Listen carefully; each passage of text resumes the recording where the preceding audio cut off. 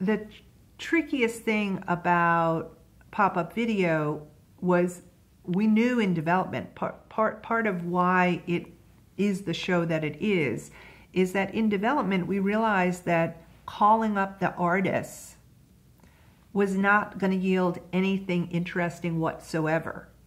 That the beauty of the show is that the grist for the mill that we gained was from, you know, the wardrobe supervisor, the craft service PA. It really actually predated sort of the what the internet does for you, is give you, you know, knowledge that you can't get from mainstream publications.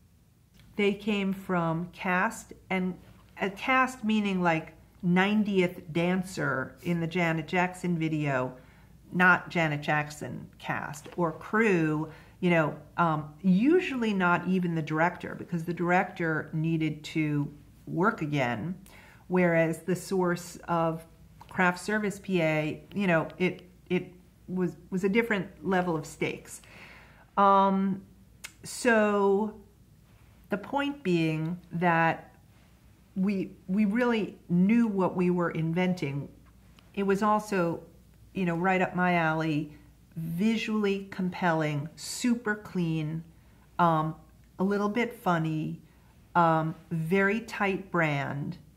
And I learned a ton on that show. We absolutely rewrote the rules about you know, how to engage with artists and management and like deliver priceless information, and also go against the convention that people don't want to read on TV. Like there was every reason in the world not to do that show.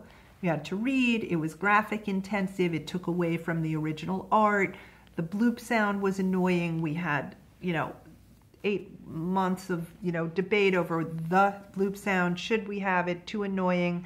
The size of the letters, the size of the bubbles, when to cover it, the icons, everything, who owned what in what, you know, graphic form. But it was like the development on any other show, a lot more difficult and complex than you'd think, and also than it probably should have been. Mm-hmm. Was there any legal pushback from Tons. On every single script in every single episode. Hundreds and thousands of factoids. But more from standards and practices or from outside complaints?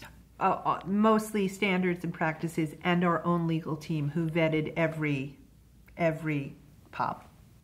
The things that were blocked were things that were alleged.